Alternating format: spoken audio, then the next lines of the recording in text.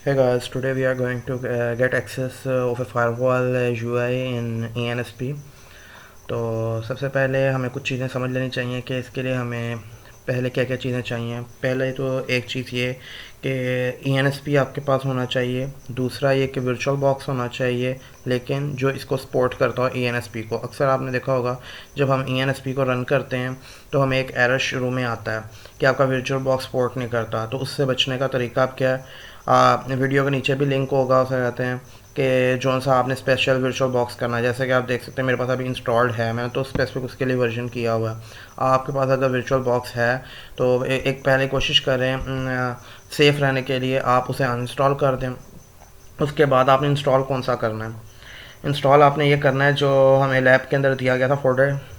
ये डाउनलोड के अंदर लिंक भी होगा। यहाँ पे डाउनलोड का लिंक जो होगा वो ये होगा। अगर हम सिंपल आके ENSP डाउनलोड लिखते हैं खाली गूगल के ऊपर तो हमें ये लिंक मिलता है जो फेसबुक वाला। हम यहाँ पे आएंगे जो मलेशिया वाला है, यहाँ पे आकर मेगा वाला लिंक ओपन करेंगे इसका। इतनी देर लिंक ओपन होता है तो मैं कुछ और आपको आइडिया दे दूँ।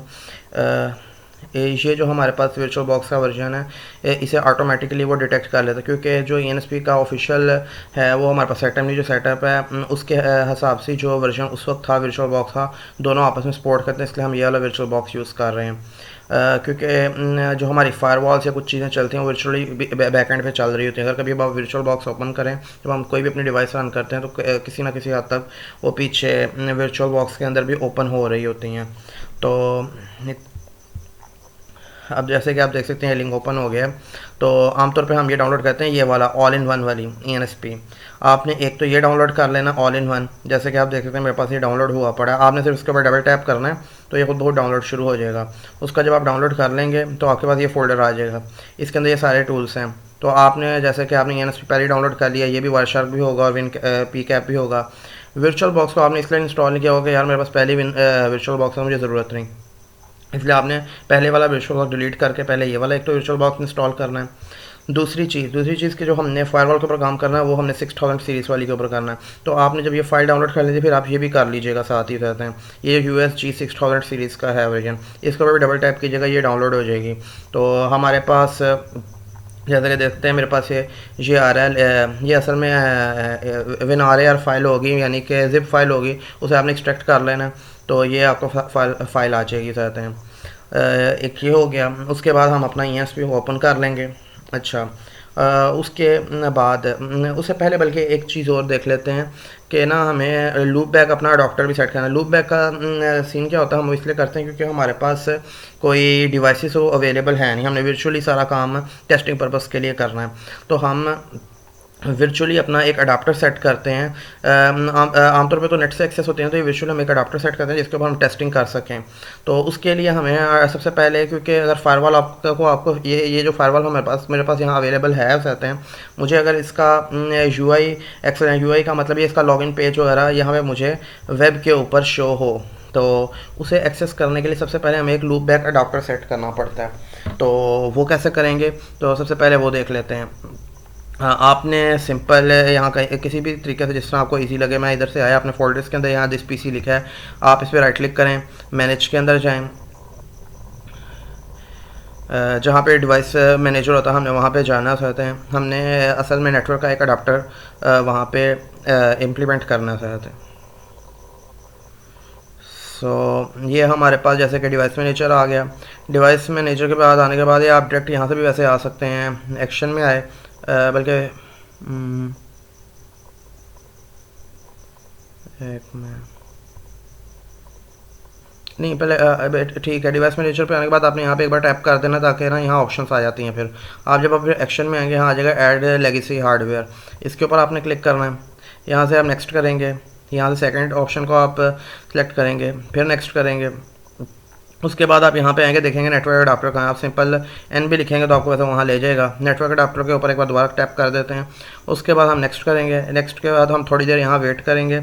इससे क्या होगा, ये हमें काफ़ी कुछ ना लिस्ट दिखाएगा कहते हैं कि कौन कौन से नेटवर्क अडाप्टर के मैन्युफैक्चरर्स हैं, उनके टाइप, जैसे कि आप देख रहे हैं मैन्युफैक्चर या मॉडल नंबर उनका आगे लिखा है।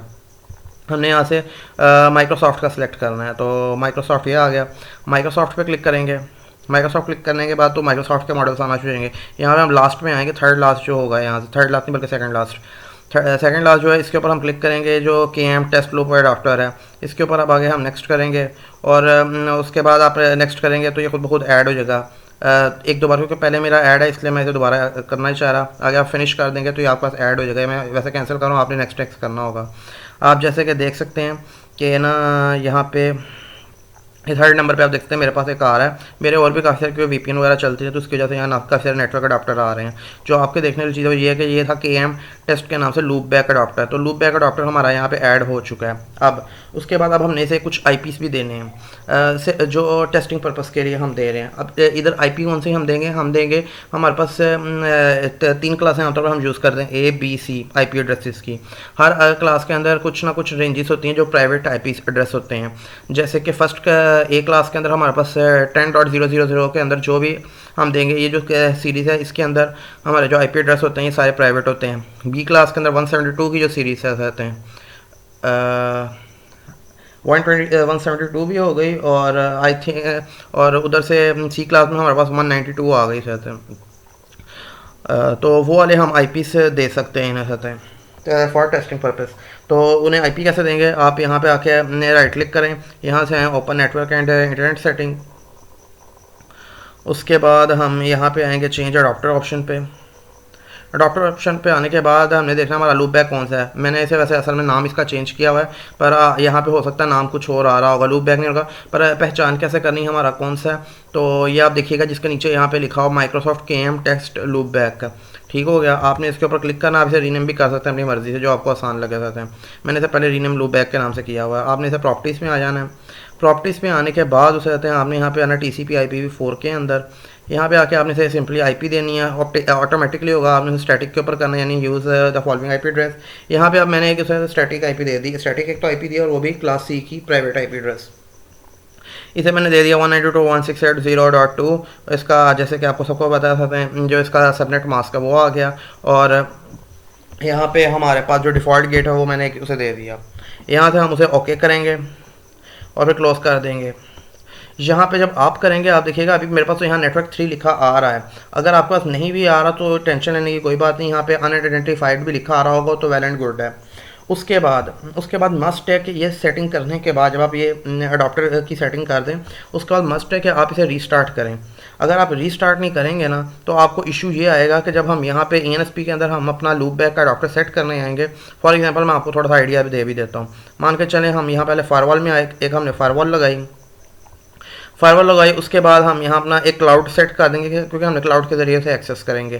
क्लाउड के अंदर वही IP देंगे जो हमने अपनी उधर अडाप्टर के अंदर सेट की है उस रेंज की, क्योंकि हमने इसे एक्सेस करना है। तो सबसे पहले हम क्या करेंगे कि हम क्लाउड के अंदर ना IP वगैरह सेट कर देंगे। इसके ऊपर डबल टैप करें, इसे हमें स्टार्ट करने की जरूरत नहीं, इस तरह से ही करते हैं। अब जब यहाँ पे हम आते हैं ना, यहाँ से हम अपना सेलेक्ट करते हैं जो लूप बैक का होता है। देखिए जैसे कि मैंने उसको अपना लूप बैक का दिया था, ये मेरे पास वो IP आ रही है। लेकिन अगर आपने रीस्टार्ट नहीं किया होगा तो आप जितने मर्जी कुछ आपको यहाँ पे नज़र नहीं आएगा। मोस्ट प्रॉब्ली ये होता है, शट डाउन पे भी नहीं आता, आपको रीस्टार्ट ही करना पड़ेगा। रीस्टार्ट करेंगे, उसके बाद जब आप यहाँ पे आके ओपन करेंगे क्लाउड के अंदर तो आपके पास यहाँ पे आ रहा होगा ये आपका लूप बैक। आपने इसके ऊपर क्लिक करना है यहाँ से। उसके बाद आपने यहाँ से गीगाबिट को सिलेक्ट कर लेना है। या जब आप गीगाबिट को करेंगे तो असल में दोबारा UDP में कन्वर्ट हो जाएगा, इसलिए पहले आप गीगाबिट कर लें, उसके बाद आप दोबारा से एक बार कर लें लूप बैक के ऊपर। जब दोनों ऑप्शन गीगाबिट और ऊपर लूप बैक आ जाए उसके बाद आपने ऐड पे क्लिक कर देना। सबसे पहले आप एक ये ऐड कर लें, उसके बाद आप एक UDP के भी से रहते हैं ऐड कर लें गीगाबिट के अंदर ही। ये हमारे ऐड होगी 2 ऑप्शन, ये सेम ऑप्शन मुझे फॉलो करते जाएंगे तो आपका खुद ब खुद आपको एक्सेस मिल जाएगा। तो तीसरा स्टेप यहाँ पे क्या होगा, हमने जो क्लाउड के अंदर करना है हमने यहाँ से आके गीगाबिट को सिलेक्ट करना है और इसे 1 ही रहने देंगे। इसे हम रिमोट पोर्ट नंबर को 2 कर देंगे, यहाँ से 2 वे चैनल को कर देंगे, यहाँ से हम ऐड कर देंगे। ये ऑप्शन सेम टू सेम रखिएगा, इधर 1 होना चाहिए इधर 2 होना चाहिए, और वो भी ये जब पहले ऊपर वाले 2 स्टेप कर लेंगे तभी आपको यहाँ 1 और 2 की मिलेगी। उसकी वजह क्या हमारे पास अब ये 2 पोर्ट आ जाते हैं, वरना अगर हमने सिंपल एक ऐड किया होगा तो आपको 1 ही रहेगा, आपको ऐड की ऑप्शन नहीं आएगी। ये याद रहे, ये एक तो यहाँ पे यहाँ से ऐड करते हैं और एक यहाँ से इन्हें ऐड करते हैं। जब ये हो जाए उसके बाद और अगर आपसे कुछ गलती हो जाए तो उसे सिंपली सिलेक्ट करके आप डिलीट कर लें, वो भी हो सकता है। इसी तरह इधर भी डिलीट कर सकते हैं। ओके हो गया। अब एक बार वेरीफाई कर लेते हैं हमारी सेटिंग सेम है, ठीक है। एक और हमें जैसे कि आप देख सकते हैं यहाँ पे ये आईपी उसने खुद ही एक्सेप्ट कर लिया हुआ है, मतलब लूप बैक का आईपी उसने उठाया हुआ है। अच्छा, उसके बाद अब क्या करेंगे, हम इन्हें आपस में कनेक्ट कर देंगे, फायरवॉल को फायरवॉल से कहते हैं। लूप बैक हमारा सेट हो चुका हुआ है।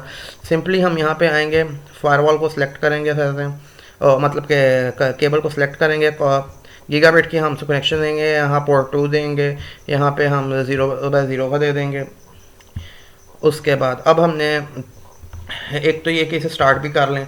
अच्छा, अब स्टार्ट का सीन क्या, ये 6000 सीरीज़ है, जैसे आपको पता है इसके अंदर अवेलेबल नहीं होती। मैंने कोशिश तो की मैं इसे रीसेट करूँ ताकि आपको दिखा सकूँ कि कैसे फाइल को कनेक्ट करते हैं। मैं तो अभी यहाँ पे स्टार्ट करूँगा, मेरा डायरेक्ट स्टार्ट हो जाएगी, लेकिन आप जब करेंगे तो आपसे वहाँ पे यहाँ पे एक ऑप्शन आएगी कि ब्राउज़ करके अपनी फ़ाइल को एक्सेस करें। तो आपने सिंपली क्या करना, ब्राउज़ करके जाएंगे जहाँ पे आपकी फ़ाइल पड़ी होगी। मान के चलें आपकी डाउनलोड में पड़ी, कहीं पे भी पड़ी है मेरी, अब उसे कहते हैं, मैंने वैसे ही आपको दिखाने के लिए यहाँ डेस्कटॉप पे रखी हुई है। तो आपने सिंपली आनी है, जो आपने फ़ाइल डाउनलोड की होगी, ये जो 6000 सीरीज़ मैंने आपको बताया था, ये यहाँ से, ठीक है ना। तो ये आपने अपनी फ़ाइल लोकेशन पे आना है, उसे सिलेक्ट करना है, मतलब कि इस तरह बाहर आकर तो नहीं, मैं तो वैसे आपको बता रहा हूँ जनरली। आपने वहीं से वो ब्राउज़ के ऑप्शन से आके अपनी ये फ़ाइल को सिलेक्ट करना है, जो कंप्रेस्ड को एक्सट्रैक्ट कर चुके होंगे, कंप्रेस्ड वाली फ़ाइल को उसे आकर सिलेक्ट करना है। और मतलब कि यहाँ से आप यहीं से आपने सेलेक्ट करना उस फाइल को, तो पहले इसे वो सिलेक्ट करेगा। उसके बाद जब वो सिलेक्ट कर लेगा, आपने दोबारा इसे राइट क्लिक करना है। तो अभी स्टार्ट नहीं हुई होगी, सिर्फ फाइल उसे मिली होगी ये, तो फिर दोबारा आपने स्टार्ट पे जब क्लिक करना है तो ये स्टार्ट हो जाएगी। जब ये स्टार्ट हो जाएगी उसके बाद आप डबल टैप करके इसे ओपन कर लें। थोड़ी देर आपको ये वेट करना पड़ेगा, ये कभी कभी जल्दी भी ओपन हो जाती है, कभी टाइम भी लगाते हैं रहते हैं। तो दो चीज़ें और देख लेते हैं इतनी देर जब तक कि स्टार्ट होती है, क्योंकि जब ये स्टार्ट होती है हमसे यूज़र नेम और पासवर्ड मांगते हैं। तो डिफ़ॉल्ट यूज़र नेम पासवर्ड क्या होता है इसका, वो निकाल लेते हैं। आमतौर पे मैं ज़ुबानी भी बताता हूँ ताकि आपको याद रहे। तो USG अगर हम लिखते हैं, इसका मॉडल नंबर, फायरवॉल का, और इसके लिए डिफ़ॉल्ट पासवर्ड क्या है, अगर आप ये एंटर करते हैं फर्स्ट ही आपको यहाँ पे नज़र आ जाएगा कि यूज़र नेम जो है वो एडमिन है, और पासवर्ड हमारे पास जो है वो है एडमिन @123। ओके हो गया, ये हमने पासवर्ड एंटर करना है, ये एडमिन। देखते हैं हमारे ओपन ये यहाँ पे हुई है कि नहीं, ये थोड़ा सा टाइम शायद लेते ही है, इतनी देर चलो ठीक है, बल्कि ये हो गई। ठीक है, आपने थोड़ी देर वेट करना, आपका शायद थोड़ा टाइम ज़्यादा भी लगा ले फर्स्ट टाइम पे, या जल्दी भी हो जाए, या डिपेंड करता है। यहाँ पे यूज़र नेम में हम दे देंगे एडमिन, जैसे कि मैंने आपको बताया था, ये हमने एडमिन दे। पासवर्ड जैसे कि मैंने बताया था ADMIN@123 एंटर किया, पासवर्ड हो गया। अच्छा, जब हम पहली बार सबसे पहले पासवर्ड इसके अंदर देते हैं, इस फायरवॉल के अंदर, तो वो कहता है हम इसे चेंज कर रहे हैं। हम कहते हैं अगर वाई कैपिटल देंगे तो इसका मतलब है यस हम करना चाहते हैं, नो करेंगे तो ये नो करने पे अक्सर ये होता है कि हमें ये डायरेक्ट बाहर ले आता है, एरर कुछ दे देता है। तो आपके लिए मस्ट आप समझ लेंगे आपने इसका पासवर्ड चेंज करना ही करना है। तो हमने वाई को एंटर किया, सिंपली हो जाते हैं, तो वाई पे क्लिक करेंगे तो यस कर दिया। अब वो कहता है पहले ओल्ड पासवर्ड दें, तो वही पुराना A बड़ा, फिर DMIN@123। जब हमें ये न्यू की ऑप्शन दे दे, इसका मतलब हमने पहला पासवर्ड अपना ठीक रख दिया। अब यहाँ पे जो आगे न्यू पासवर्ड देना है, ये आपको पासवर्ड जिस टाइप का पहला है admin@ हो, जैसे कि उसके अंदर एक एक कैपिटल भी है, बाकी करैक्टर भी यूज़ हो रहे हैं, डिजिट भी यूज़ हो रहे हैं, और मिनिमम वो 8 से ज़्यादा करैक्टर्स का है, तो हमें भी एक ऐसा पासवर्ड देना है। तो मान के चले मैं यहाँ पे वैसे मिसाल के तौर पे एक पासवर्ड देता हूँ, कैपिटल ना भी हो, उसके अंदर करैक्टर हो, 1 डिजिट हो, और 8 करैक्टर से बड़ा हो, और मुख्तलिफ हो। तो इसलिए अभी जैसे कि देखें मैंने थोड़ा टाइम लगा दिया, मैं बोल रहा, तो इन्होंने मुझे टाइम आउट करके मुझे कहा कि दोबारा से अपना एडमिन का यूज़र नेम लिखें और पासवर्ड लिखें। तो मैं दोबारा से, तो मैं ज़रा स्पीड पे करता हूँ। एडमिन मैंने अपना दिया नाम, उसके बाद मैंने पासवर्ड दिया ADMIN@123, ये दिया, पासवर्ड हो गया। उसके बाद मैंने कहा यस मैं चेंज करना चाहता हूँ। उसके बाद मैंने दोबारा अपना पासवर्ड दिया 123। उसके बाद मैं अब नया पासवर्ड मान के चले, मैं कह रहा हूँ अल्लाह@123, अल्लाह@123, मतलब मैं उसे मिलता जुलता एक पासवर्ड दे रहा हूँ। तो न्यू पासवर्ड था डिफरेंट, मेरे ख्याल से मुझसे तो थोड़ी सी गलती हो गई थी, मैं एक बार दोबारा से ट्राई करता हूँ। तो एक बार दोबारा से एंटर करते हैं, कभी बस ये ज़रा आप ध्यान से करें तो ठीक रहेगा। अब मैं दोबारा से देता हूँ।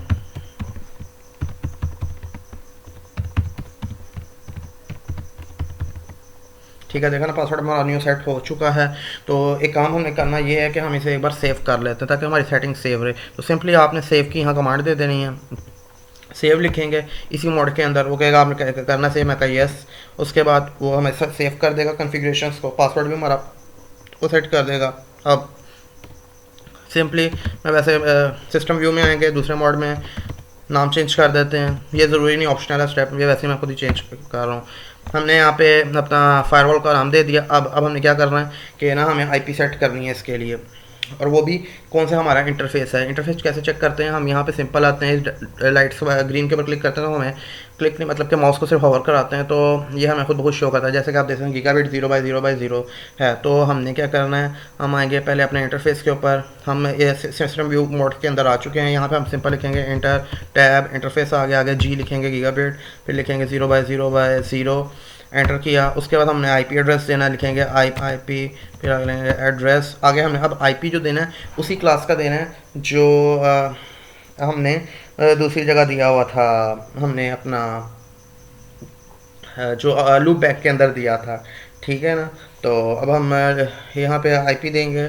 तो सबसे पहले वैसे ठीक है, बल्कि आईपी दे ही जाते हैं 192.168.0. सीरीज़ कौन सी काम चल रहे थे, 0 की चल रहे थे। बाकी यहाँ पे एक आईपी वाला सेट कर लेते हैं।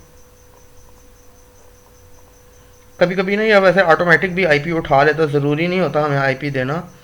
मेरे ख्याल से अभी आईपी अगर हम ना भी देना, क्योंकि अगर आईपी अगर चाहे तो आप दे, यहाँ से आके आप आईपी दे सकते हैं। वैसे मैं इधर ना बाहर आता हूँ, एक बार अगर आपने चेक करूँगा मैं पहले ऑटोमेटिक उसने अपनी आईपी उठा ली है। तो चेक करने का क्या तरीका होता है, अगर हम डिस्प्ले की सिंपली कमांड लगाएं डिस्प्ले, और अगर हम यहाँ पे आगे लिखते हैं करंट, क्योंकि करंट कन्फिग्रेशन अगर हम अपनी चेक करते जाएँ। ओके जैसे कि आप ये देख सकते हैं, सबसे पहले गीगाबिट 0/0 का आ रहा है। यहाँ पे खुद ब खुद ही उसने 6.0.1 को उसने आईपी खुद ही डिफ़ॉल्ट उठा ली हुई है।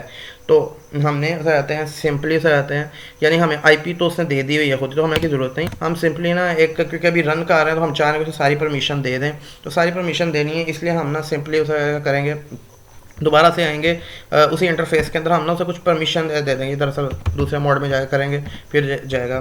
तो ये हम दूसरे इंटरफेस के अंदर आएंगे, गीगाबिट के अंदर ही दोबारा मैं एक परमिशन देना भूल गया था। जैसे कि आप ये देखते हैं मैं साइड पे कि मैनुअल यूज़ करता है इसके अंदर, जैसे कि वो कह रहा है सर्विस मैनेज ऑल परमिट, तो हम उसे सारी सर्विसेज की परमिशन देना चाह रहे हैं।